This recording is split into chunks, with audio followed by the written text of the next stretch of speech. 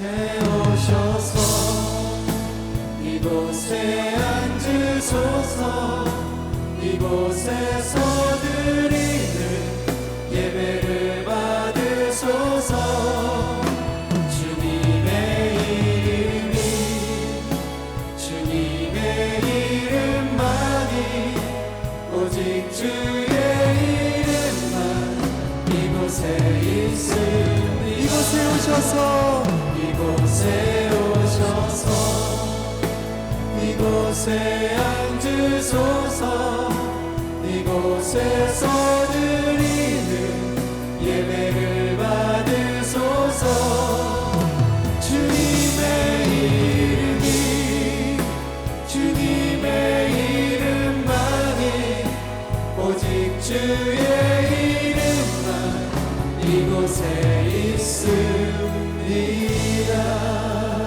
오늘도 우리 예배를 받으실 주님께 찬양의 박수를 올려드리겠습니다.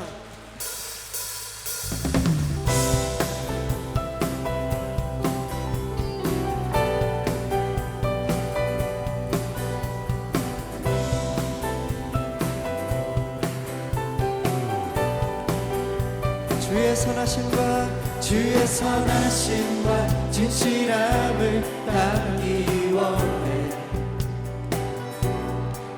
그의 빛으로 나갈 때 그 성품 닮아가네. 빛을 닮아갈 때 주가 주신 자유함으로 옳은 대로 돌아와서 별같이 비추네. 주의 선하심과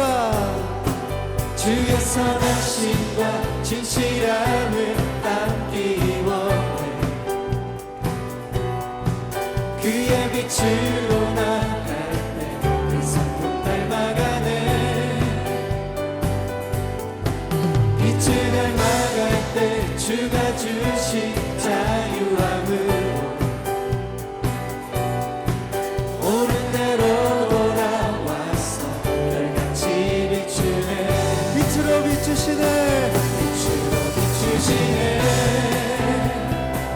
어둠이 드러나고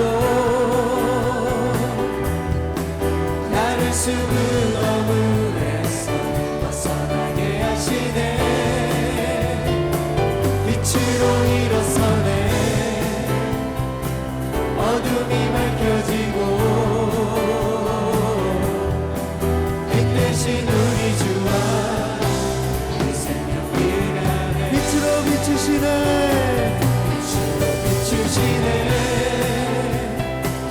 어둠이 드러나고 나를 숨은 어둠에서 벗어나게 하시네. 빛으로 일어서네. 어둠이 밝혀지고 빛 대신 우리 주와 그 생명길 안에. 박수 치면서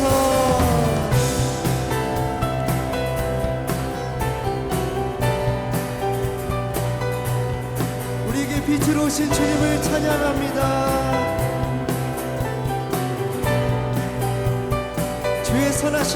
주의 선하심과 진실함을 담기 원해. 그의 빛으로 나갈 때 그 성품 닮아가네. 아멘. 빛을 닮아갈 때 주가 주신 자유함으로 옳은 대로 돌아와서 별같이 비추네. 빛으로 비추시네. 어둠이 드러나고 나를 숨은 어둠에서 벗어나게 하시네. 빛으로 일어서네. 어둠이 밝혀지고 빛 대신 우리 주와 그 생명길 안에. 한 번 더 빛으로 비추시네. 어둠이 드러나고 나를 숨은 어둠에서 벗어나게 하시네. 빛으로 일어서네. 어둠이 밝혀지고 빛 대신 우리 주와 그 생명길 안에. 할렐루야. 우리를 빛으로 부르신 주님을 찬양합니다. 원수가 나를 무너뜨리려고 내 마음에 속삭였네. 내 영이 깨어 넘어지지 않고 나의 믿음의 고백이 원수를 묶네. 환경의 지배를 받지 않고 내 팔의 힘과 목소리 느끼는 감정과 상관없이 내 마음 기뻐하기로 결심을 했네. 나 기뻐하리, 나 기뻐하리, 나 기뻐하리, 나 기뻐하리, 나 기뻐하리, 나 주 안에서 기뻐하리라. 나 기뻐하리, 나 기뻐하리, 나 기뻐하리, 나 기뻐하리, 나 주 안에서 기뻐하리. 원수가 나를 무너뜨리려고 내 마음에 속삭였네. 내 영이 깨어 넘어지지 않고 나의 믿음의 고백이 원수를 묶네. 아멘. 나 기뻐하리, 나 기뻐하리, 나 기뻐하리, 나 기뻐하리, 나 주 안에서 기뻐하리라. 나 기뻐하리, 나 기뻐하리, 나 기뻐하리, 나 주 안에서 기뻐하리라. 환경의 지배를 받지 않고 내 팔의 힘과 목소리 느끼는 감정과 상관없이 기뻐하기로 결심을 했네. 나 기뻐하리, 나 기뻐하리, 나 기뻐하리, 나 기뻐하리, 나 주 안에서 기뻐하리라. 나 기뻐하리, 나 기뻐하리, 나 기뻐하리, 나 주 안에서 나 주 안에서 나 주 안에서 기뻐하리, 나 주 안에서 나 주 안에서 기뻐하리라. 구주의 십자가 보혈로 죄 씻음 받기를 원하네. 내 죄를 씻으신 주 이름 찬송합시다. 찬송합시다. 찬송합시다. 찬송합시다. 내 죄를 씻으신 주 이름 찬송합시다. 죄악을 속하여 주신 주 내 속에 들어와 계시네. 십자가 앞에서 주 이름 찬송합시다. 찬송합시다. 찬송합시다. 찬송합시다. 내 죄를 씻으신 주 이름 찬송합시다. 주 앞에 흐르는 생명수 날 씻어 정하게 하시네. 내 기쁨 정성을 다하여 찬송합시다. 찬송합시다. 찬송합시다. 찬송합시다. 내 죄를 씻으신 주 이름 찬송합시다. 내 주께 회개한 영혼은 생명수 가운데 젖었네. 그 먹고 순전한 주 이름 찬송합시다. 찬송합시다. 찬송합시다. 찬송합시다. 내 죄를 씻으신 주 이름 찬송합시다. 찬송합시다. 찬송합시다. 찬송합시다.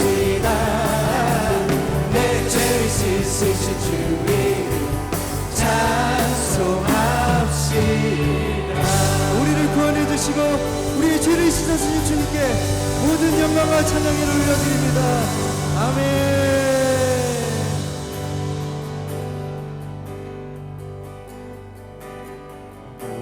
무명이어도 공허하지 않은 것은 예수 안에 날 만족함이라.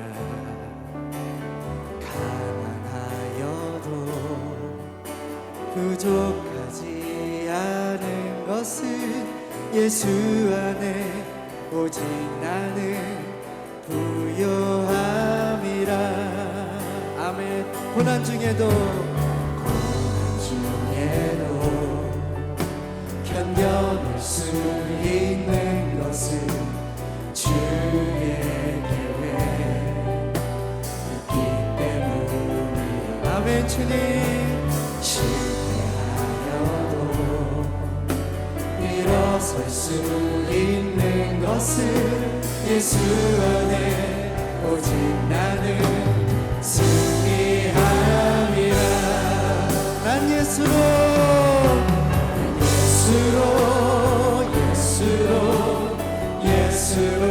충만하네.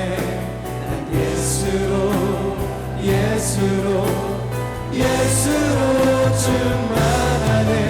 난 예수로 충만하네.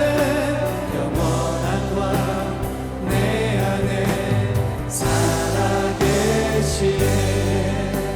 내 몸이 약해도 낙심하지 않는 것은 예수 안에. 여러분 믿으십니까? 아멘. 화려한 세상 부럽지 않은 것은 난 예수로 충만함이라.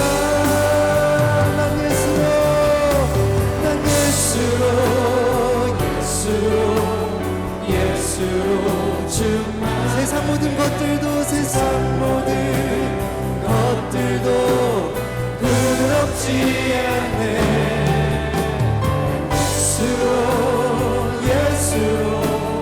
예수로 충만하네.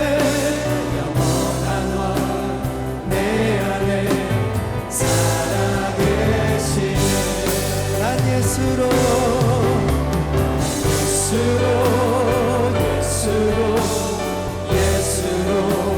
세상 모든 풍파도 두렵지 않네. 아멘. 난 예수로 충만하네. 영원한 왕 내 안에 살아계시네.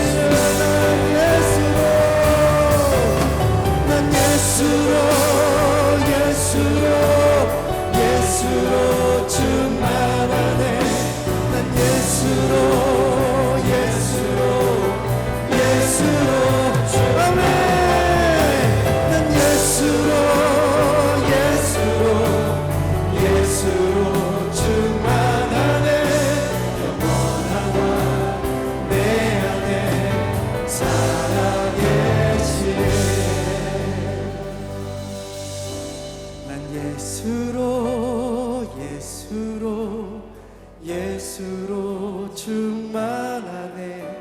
난 예수로 예 주님, 주님만으로 충만합니다. 예수로 충만하네. 영원한 왕 내 안에 살아계시네. 이 시간 함께 합심하여 기도하겠습니다. 하나님, 내가 고난 중에도 약함 중에도 기뻐할 수 있는 것은 주님이 우리 가운데 충만하시기 때문입니다라고 이 시간 고백하시면서 주님, 모든 영광과 찬양과 존귀를 주님만 받아 주시옵소서. 아버지, 5월 첫 주 가정의 달 어린이 주일을 맞아 하나님 앞에 나와 감사와 찬양으로 예배드리게 하시니 감사드립니다.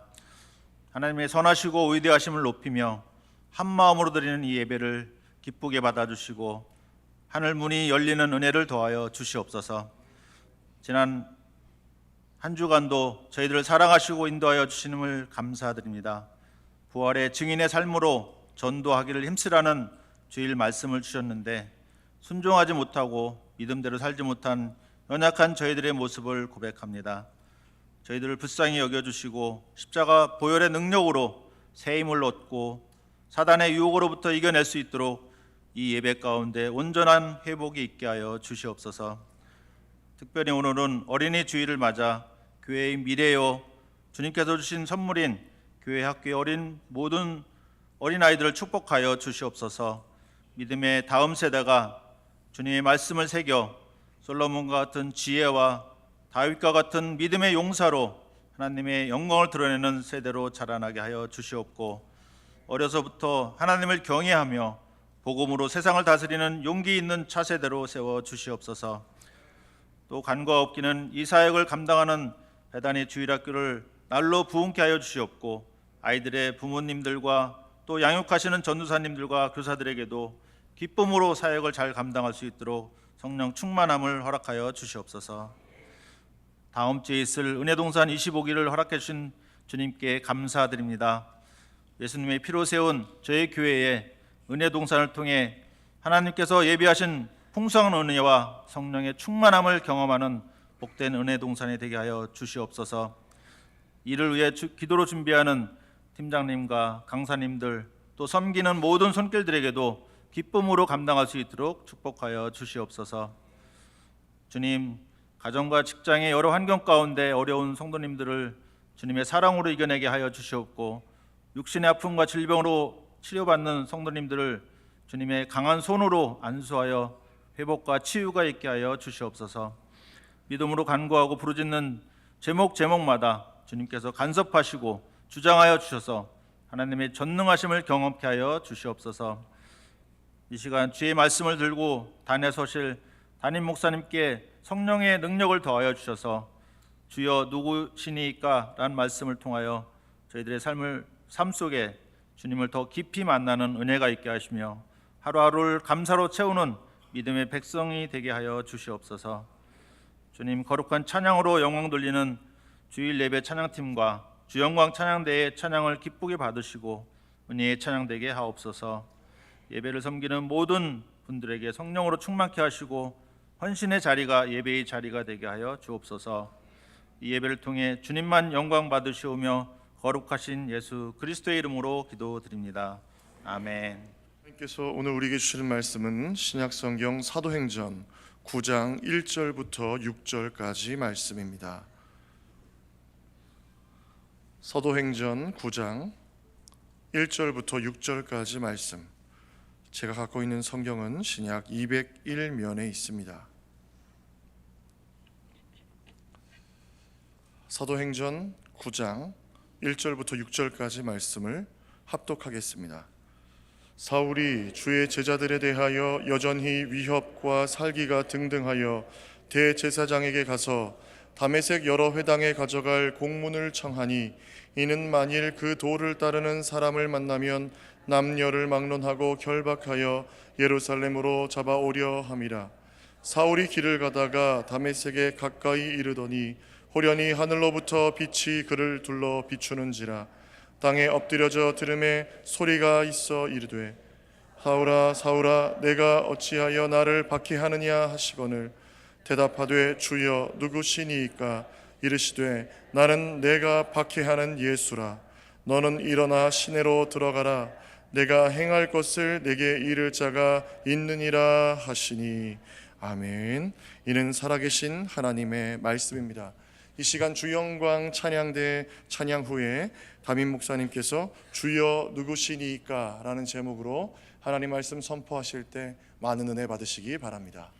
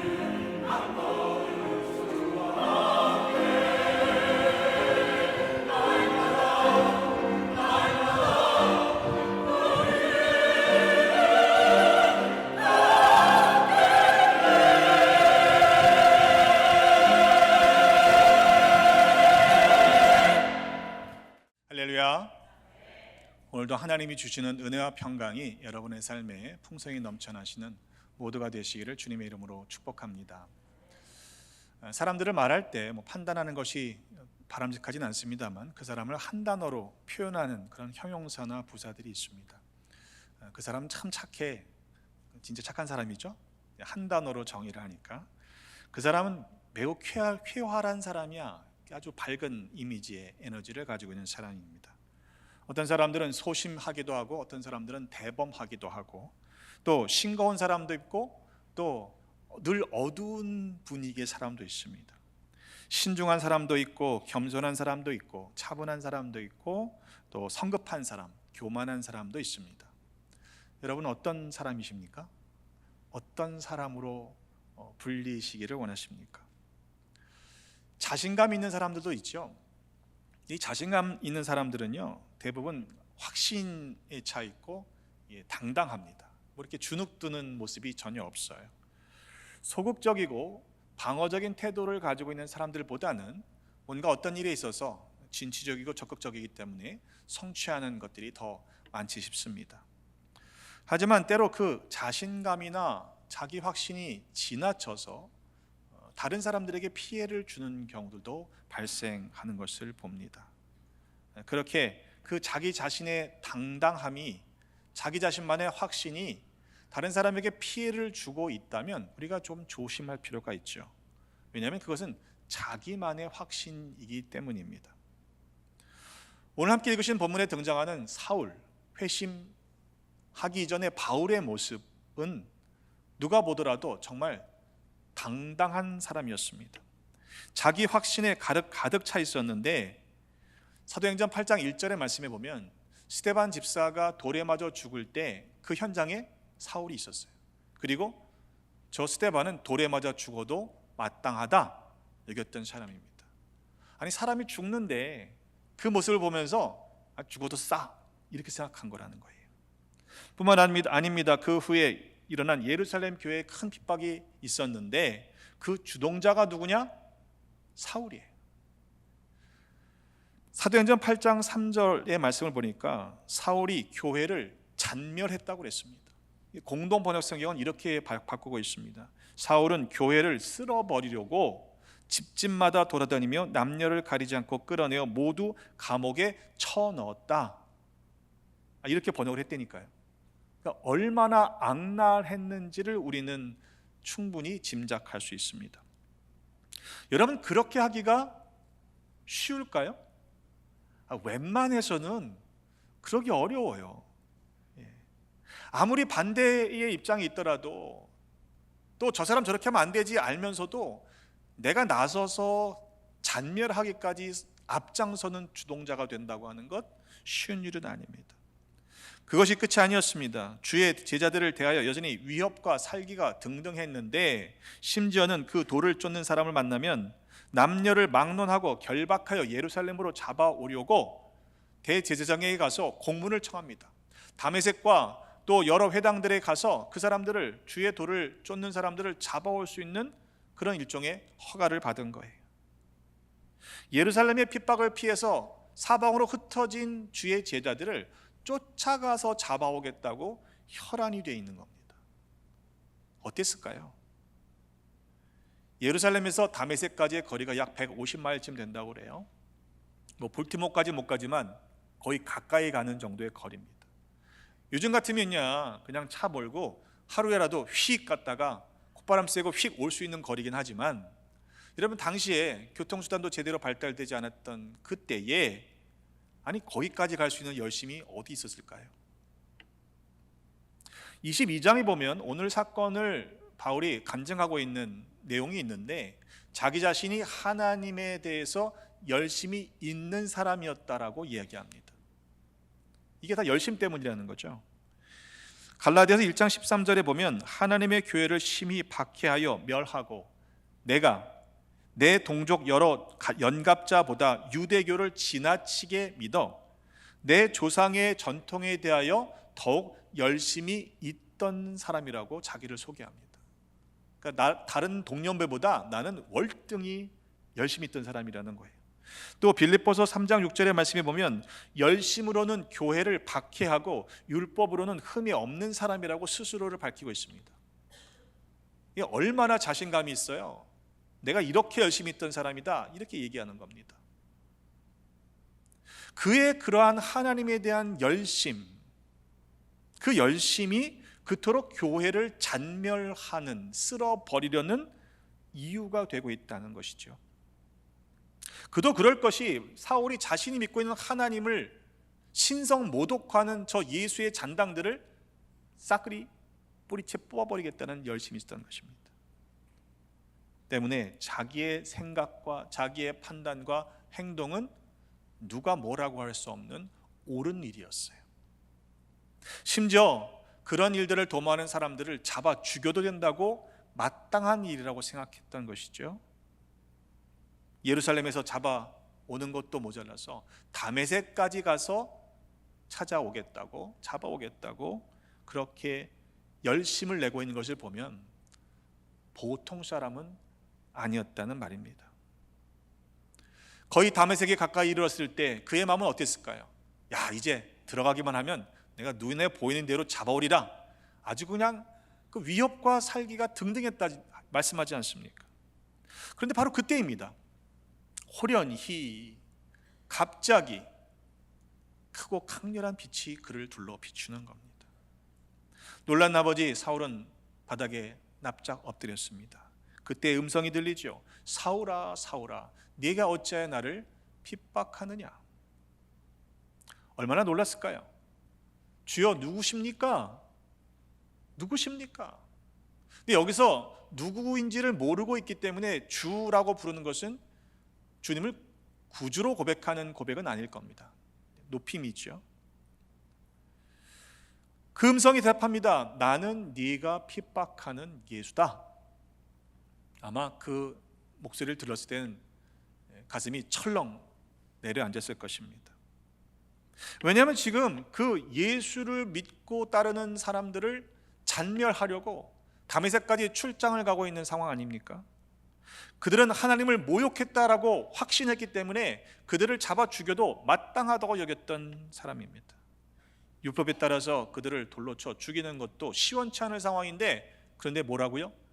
그 음성이 바로 사울이 핍박하는 예수라는 거예요. 아마도 그 음성을 들었던 사울은 요즘 말로 표현하면 멘탈 붕괴죠. 공황 상태가 되었을 겁니다. 이게 도대체 뭐지? 이게 도대체 뭐지? 바로 조금 전까지만 해도 자신의 행동에 대해서 마땅하다, 사람을 죽여도 당연한 것이다 라고 확신에 차 있던 사람이 이게 무슨 일인가 싶었을 것입니다. 그도 그럴 것이 그를 둘러비추는 빛이 너무도 강렬했기 때문이고, 그에게 들려지는 음성이 너무도 분명했기 때문입니다. 그 음성과 빛에 압도당한 거죠. 사도행전 22장과 26장에 보면 사울이, 나중에 바울이 그의 자신의 그때의 장면을 회고하고 간증하는 내용이 있는데, 그 시각이 정오쯤이었다고 설명합니다. 그러니까 태양이 가장 강렬하게 비치는 그때였다는 거예요. 호련히 하늘로서 큰 빛이 사울을 둘러 비췄는데, 근데 그것이 호련히 갑자기라고 표현되어 있습니다만 사울의 입장에서는 그것이 갑자기 나타난 빛이죠. 근데 우리 주님의 입장에서는 갑자기가 아니고 그것이 하나님이 짠 하고 나타나시는 하나님의 때였다는 것을 우리는 알아야 합니다. 그냥 정오쯤에 아무 계획도 없이 불쑥 나타나신 게 아니었다는 거예요. 대낮에 불을 켜는 게 무슨 큰 의미가 있습니까? 별로 영향이 없죠. 우리 주차장에도 이렇게 라이트가 있는데 대낮에 켜면요, 켰는지 안 켰는지 주목해서 보지 않으면 잘 구분이 안 됩니다. 그런데 깜깜한 밤에는요, 그 라이트이 엄청나게 밝아요. 눈이 부실 정도 아닙니까? 그런데 성경에 보니까 그가 고백하기를 태양의 빛이 쓸데없을 정도로 강렬한 빛이었다고 그래요. 여러분 상상이 되세요? 우리의 그냥 육안으로 태양을 보면 실명합니다. 어두운 데 있다가 갑자기 밖으로 나가면요, 홍채가 확장되기 이전까지는 눈이 시려서 볼 수가 없잖아요. 그런데 정온화되어 길에서 보니 해보다 더 밝은 빛이 나와 내 동행들을 둘러 비췄다고 증거하고 있는 것이죠. 이처럼 하나님께서는, 주님께서는 이 사울을 강력한 장면으로 만나주고 계십니다. 이런 본문을 볼 때마다 혹시 그런 궁금증이 계시는 분들이 있을 겁니다. 왜 나는 하나님께서 이렇게 좀 강력하게 만나주시지 않을까? 그러면 하나님이 나를 이렇게 붙잡고 계시면 내가 어떤 상황에서도 흔들리지 않을 텐데, 그런 생각하실 때 있지 않나요? 근데 하나님은요, 케이스 바이 케이스에 만나주신다고 저는 믿어요. 사람의 성격대로 만나주시는 겁니다. 바꿔 얘기해 보면 여러분한테 부드럽게 만나주셨다는 것은 하나님이 여러분을 부드러운 사람으로 간주하셨다는 이야기예요.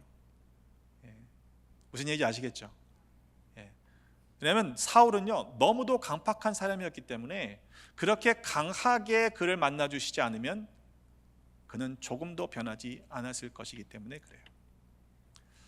저도 목회하면서 그 조폭 출신의 목사님들이 간증이 세잖아요. 나는 왜 조폭이 아니었을까? 뭐 이런 생각을 할 때가 가끔씩 있어요. 예. 근데 여러분, 그걸 우리가 궁금해하지 마시고요. 여러분에게 맞는 모습으로 우리 주님은 다가와 주십니다. 예수님의 음성이 계속 들립니다. 네가 일어나 성으로 들어가라. 행할 것을 네게 이를 자가 있느니라. 지금까지는 자기의 계획으로, 자기의 열심으로, 자기가 목적한 바를 이루기 위해 다메섹을 향해 들어가던 길입니다. 그런데 예수님께서는 아니, 그게 아니라 내가 행할 일을 가르칠 사람이 있을 거야. 너를 위해 행해야 할 일이 내 계획이야. 그렇게 말씀하시는 거예요. 하지만 문제가 생겼습니다.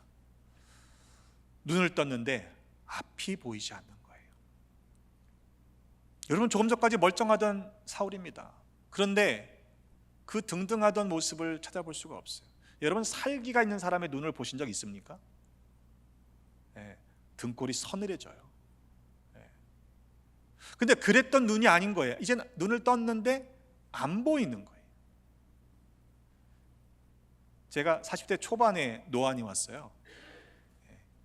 새벽에 예배를 드리러 올라가서 성경책을 딱 폈는데 갑자기 앞이 캄캄하고 안 보이는 거예요. 제가 그게 그때 노안이 올 줄은 모르고 내가 이제 뇌에 문제가 생겼구나.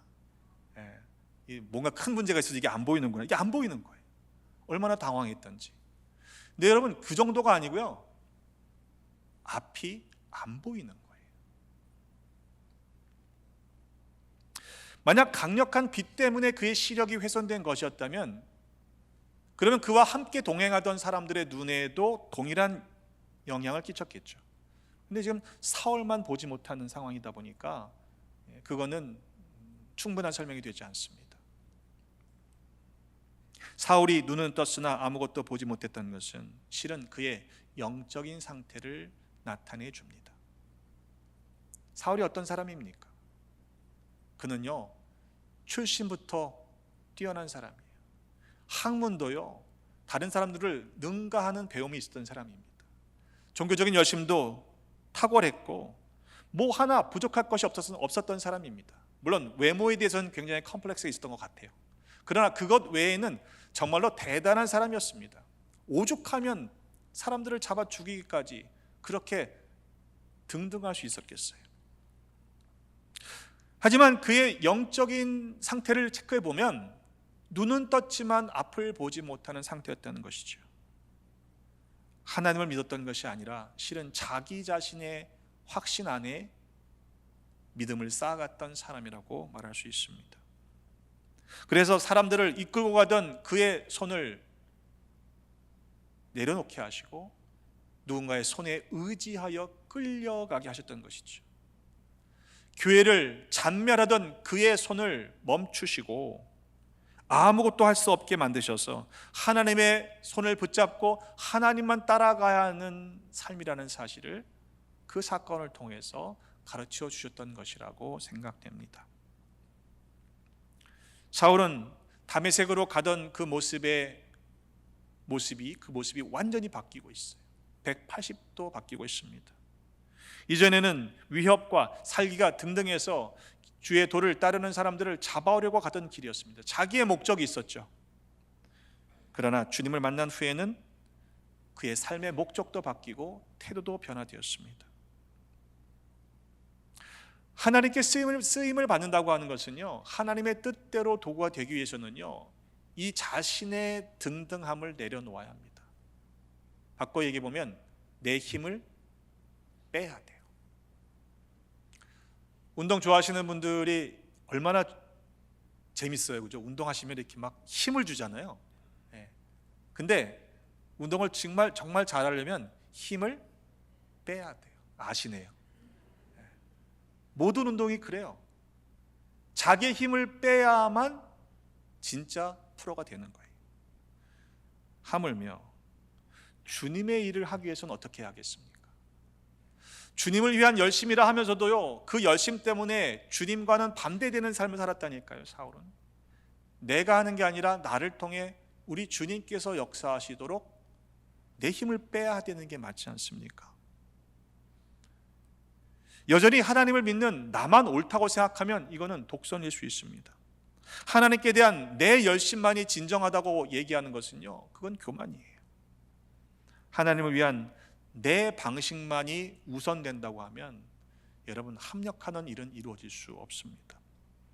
왜냐하면 하나님의 일하심은 우리의 경험이나 우리의 판단이나 우리의 지식 안에 갇혀 계신 차원이 아니기 때문에 그래요.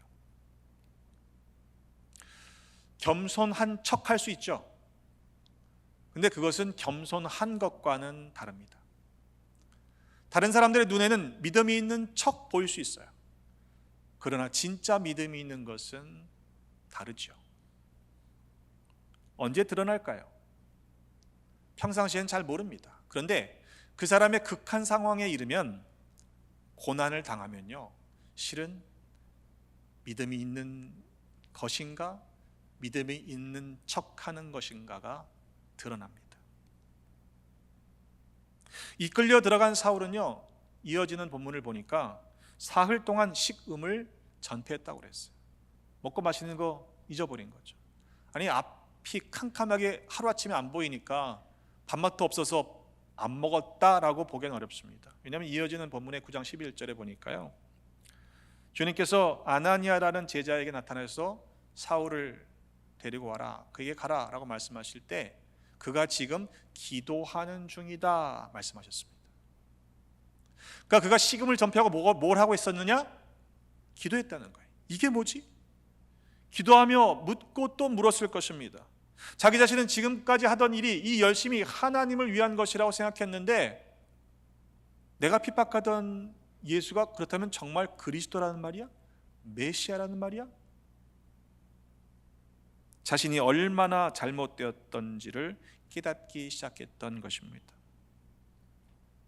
정말로 주님을 만났다면요, 그의 삶이 송두리째 바뀌어야 맞지 않아요? 그죠? 주님 만나기 before, 이전과 after가 달라져야죠. 주님과의 만남 때문에 사울은 그의 삶 전체가 바뀌고 있습니다. 삶의 목적이 바뀌고 있고요, 태도가 바뀌고 있고요, 그의 모습도 바뀌고 있어요. 그가 만약 기도하던 사람이 아니었다면 아마 깊은 우울증에 빠졌을지도 모릅니다. 그런데 그는 평소 실은 기도하던, 열심히 있던 사람 아닙니까? 그래서 식음을 전폐하고 기도하며 하나님의 뜻을 찾으려고 애쓰고 있습니다. 내가 이게 자기의, 내 의를 세우려고 했던 열심이었구나 라는 것이 비로소 깨달아지기 시작했을 것입니다. 기도라고 하는 것은요, 부르짖으며 하나님을 변화시키려는 것이 아니라, 기도는요, 하나님 앞에 부르짖을 때 내 자신의 모습을 하나님의 뜻에 맞도록 조정하는 것이라고 저는 생각합니다. 여러분, 주님의 뜻대로 구하며 주님의 뜻대로 살아가는 것이, 그것이 형통한 일 아닙니까? 실은 사울의 열심 자체가 문제라고 보기는 어렵습니다. 열심의 내용과 그 열심의 방향이 문제였던 것이죠. 주목할 것은요, 하나님께서 그 사울의 열심을 이용하셨다는 거예요. 여러분 생각해 보세요. 지금 하루에도 3,000명, 5,000명씩 주의 제자들이, 성도들이 늘어나고 있는 상황입니다. 그래서 그것이 핍박을 받아 흩어졌잖아요. 근데 다른 사람들은 다 도망간 거죠, 엄밀하게 말하면. 그런데 이미 사도들이 있었음에도 불구하고 사울을 택하여 이방인의 사도로 삼으신 것은 사울이 이미 가지고 있던 그 열심을 사용하시기 위함이었다고 우리가 해석할 수 있는 것이죠. 이방 선교를 위해 그토록 다메섹까지 쫓아가서 잡아오겠다는 그런 특심한 사람을 필요로 하셨던 것입니다. 사울이 주님을 만났을 때 영적인 상태는 어땠습니까? 주님을 위해 잘 준비되었던 사람입니까? 부족했던 사람입니까? 아니요, 정반대에 있던 사람이에요. 주님을 핍박하던 사람입니다. 오히려 주님의 정반대편에 있던 그를 주님께서는 만나 주셨고 이방인의 사도로 택하여 쓰셨습니다. 놀랍지 않습니까?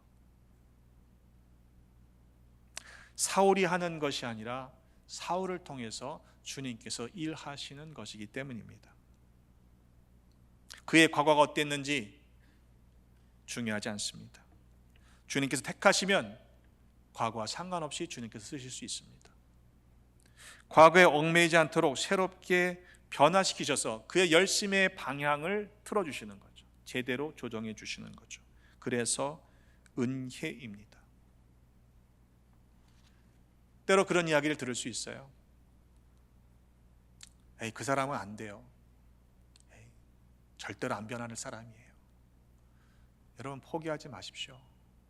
사람이 바꿀 수는 없지만 주님을 만나면, 성령께서 역사하시면 바꿀 수 없는 것처럼 보이는 인생도 변화시켜 쓰실 수 있기 때문입니다. 제가 초기 목회할 때요, 동네에서 소문난 분이에요. 저 인생을 바꾸면 진짜 목사다. 그럴 정도의 아주 강팍한 분인데 주님이 바꾸시더라고요. 여러분, 하나님은 능하지 못하실 일이 없습니다. 만약 내가 내 자신이 이 정도 되었으니까 내가 이 정도의 위치에 있다, 내가 이런 일을 한다라고 생각하시는 분이 있다면 착각입니다.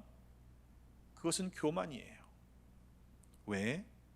로마서 5장 8절에 보니까 우리가 아직 죄인 되었을 때에, 우리가 의로워서가 아니에요. 우리가 아직 죄인 되었을 때에 그리스도께서 우리를 위하여 죽으신 이유가 무엇인가? 그것은 하나님께서 우리를 얼마나 사랑하시는지를 확증하시는 것이었다라고 사도는 우리에게 증언하고 있습니다. 그래서 은혜입니다. 최소한 나 정도는 돼야지라고 생각하는 모습이 있다면 그것은 영적인 교만입니다. 그 열심이 지나쳐도 그것은 잘못된 방향으로 가고 있는 겁니다. 우리가 주님을 만난 것이 아니라 주님이 우리를 만나 주신 겁니다. 믿으십니까? 이전에 우리가 살기 등등했던 그런 모습이 조금이라도 남아있다면 아직 주님을 만난 것이 아닐 수도 있습니다. 우리의 인생의 방향이 주님께로 조정되지 않았다면 여전히 옛사람의 모습으로 살고 있는 그런 열심이라면 주님을 만난 게 아니잖아요. 그것은 눈은 떴으나 아무것도 보지 못했던 영적인 상태라는 것이죠. 사울은요, 후에 바울은 자기가 얼마나 잘못된 인생을 살았는지를 훗날 이렇게 고백하는데 유대인들을 향한 증언 가운데 담겨 있는 거예요. 로마서 10장 2절로 보니까 내가 증언하노니 그들이 하나님께 열심히 있으나 올바른 지식을 따른 것이 아니니라. 하나님의 의를 모르고 자기 의를 세우려고 힘써 하나님의 의에 복종하지 않았다 그랬습니다. 누구 이야기예요? 자기 이야기죠. 내가 엄청 열심히 살았는데 그게 알고 보니까 모르고 한 일이었네, 그 얘기하는 거예요. 오히려 그 열심이, 자기 의를 세우려고 했던 그 열심이 하나님의 의에 복종하지 않는 하나님의 교회를 파괴하는 일이었다는 사실이 얼마나 부끄러웠을까요? 이 말씀을 드리면 어떤 분들은 오해하세요. 아, 그럼 열심히 하지 말란 얘기냐? 아니에요. 열심히 하시는 거는 기본이에요. 대충대충 하지 마세요. 왜? 주님을 위한 일인데 열심을 다하셔야죠. 하지만 열심에 그 담겨있는 내용이, 그 본심이, 그 방향이, 목적이 주님을 향하지 않고 있다면 그것은 오히려 심각한 문제가 될 것입니다. 그런데 더 놀라운 사실이 있습니다. 그렇게 강력하게 사울을 만나 주신 주님께서 여러분도 부르고 계시다는 사실이에요. 믿으십니까? 나는 아닐 거야 빠져나가라고 생각하지 마세요. 그 강력한 빛 앞에 숨겨질 존재는 아무도 없습니다. 주님께서 지금 여러분의 심령을 두드리고 계셔요. 여러분, 갑자기 왜 부담이 생기세요?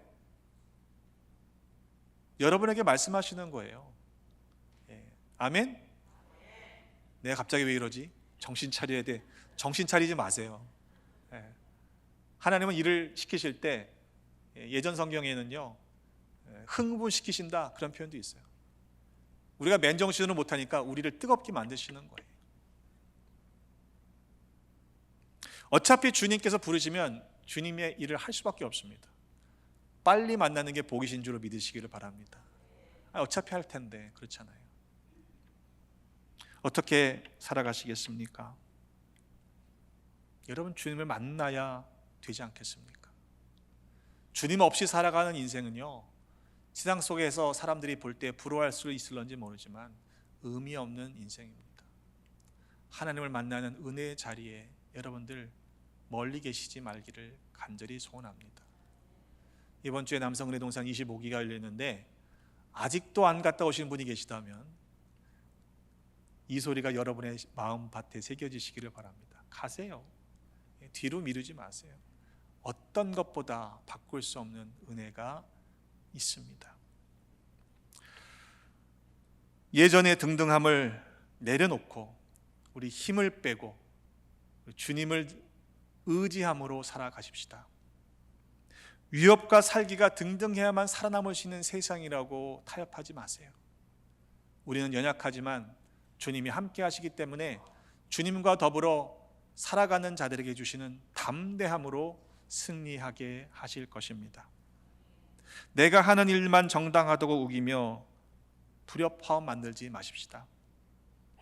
주님을 만난 것이라면, 우리가 정말로 주님을 만났다면 내 삶이 변화되어 있어야 맞지 않습니까? 주님께서 우리의 닫혀진 눈을 여실 때까지, 우리의 영안을 열어주실 때까지 엎드려 기도하십시오. 주님의 음성이 분명하게 들려질 때까지 우리 더욱 기도합시다. 환한 빛으로 그 길을 보여주시고 또 주님께서 친히 우리의 길 되어주셔서 우리가 주님 부르시는 그날까지, 다시 오실 그날까지 우리와 항상 동행하여 주실 것입니다. 주님을 만나셨습니까? 만나셔야 돼요. 아직 만나지 못하신 분들이 있다면 기도합시다. 그리고 주님이 누구이신지 분명히 깨닫게 하실 것입니다. 그 은혜를 한 분도 빠짐없이 우리 베다니의 지체들은 누리시기를 주님의 이름으로 축복합니다. 기도하겠습니다. 아버지 하나님, 은혜를 감사합니다. 우리가 아직 죄인 되었을 때 독생자를 내어주시기까지 우리를 사랑하여 주셨으니 감사합니다. 우리를 택하여 하나님의 자녀로, 백성으로 삼아주셨으니 감사드립니다. 그러나 돌아보니 아직도 나 자신만을 의롭게 여기며 살 때가 있었음을 회개합니다. 하나님의 의를 모르고 자기 의를 세우려고 힘써 하나님의 의에 복종하지 않았던 때가 있었음을 자백하오니 용서하여 주옵소서. 이후로는 오직 주님의 인도하심만 따라 살아가게 하셔서 세상 속에서 담대함으로 살아 승리하는 믿음의 백성들 되게 하여 주옵소서. 세상의 참 빛으로 오신 구주 예수 그리스도의 이름으로 기도드립니다. 아멘.